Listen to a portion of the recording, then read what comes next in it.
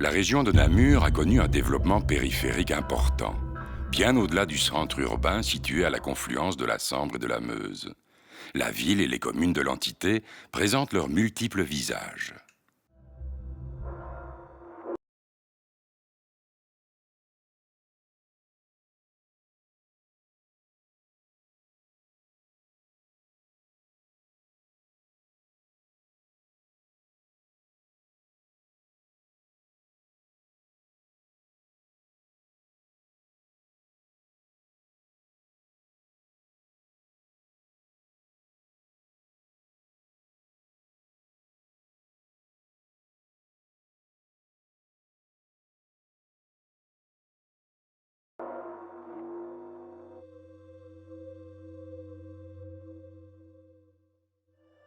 Dans l'entité d'Oé, la derle, terre plastique, servait à la fabrication des pipes, à la verrerie et surtout les produits réfractaires fabriqués dans les usines d'Andenne.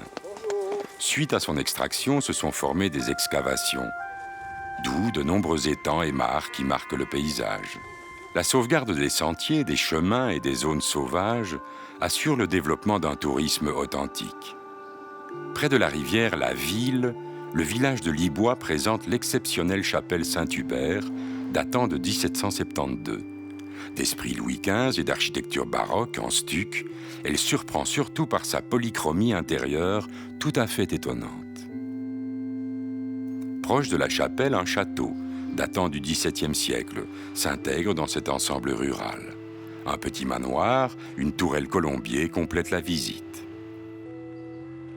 La ferme château de Taillé fait partie d'un ensemble qui comprend la chapelle Saint-Servais, typique par sa mononef, dont la tour romane remonte au XIe siècle, ainsi qu'une grange aux dîmes. Un jeu de briques insolite suggère un ostensoir.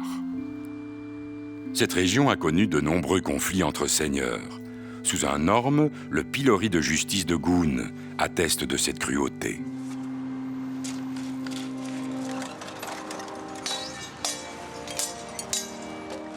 Le donjon-porche de Filet date du XIIIe siècle.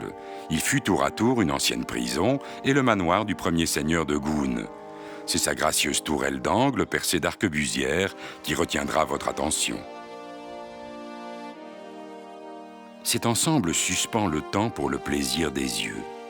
Ce château de style XVe siècle est surtout apprécié pour sa chapelle Saint-Pierre du XIIIe. À l'intérieur, les remarquables fonds baptismaux romans dont la cuve cylindrique est d'un seul bloc en calcaire de Meuse à 4 têtes.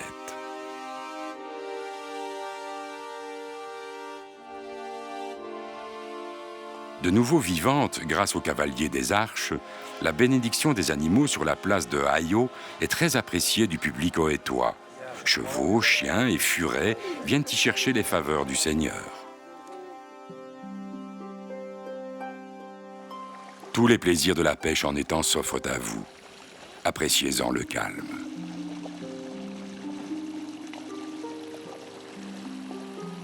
Au sud du village de Jalais, le château Houdemont et sa ferme font partie d'un des 3 ouvrages de défense sur l'antique ligne de fortification romaine.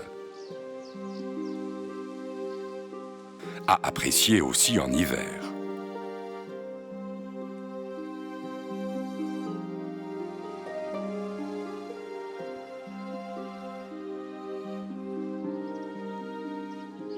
La ferme château de Baillat est déjà citée au début du XVIIe siècle.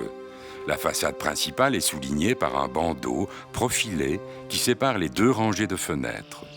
Riche de son histoire, l'entité d'Oé vous permet de découvrir d'anciennes demeures, des presbytères, des églises.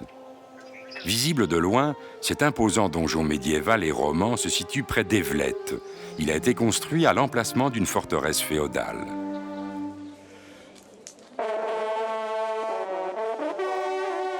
Au château de Wallet, laissez-vous convaincre de participer à une concentration d'attelages et de chevaux.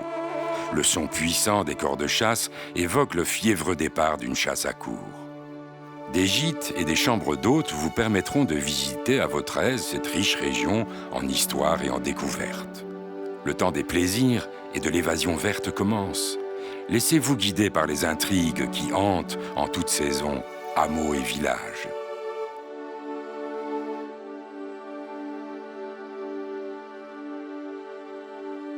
Sentiers touristiques, bois didactiques, pistes santé, plaines de jeux, la région d'Ohé concentre un impressionnant programme de détente. Soyez sensibles aux vraies valeurs. On vous y attend.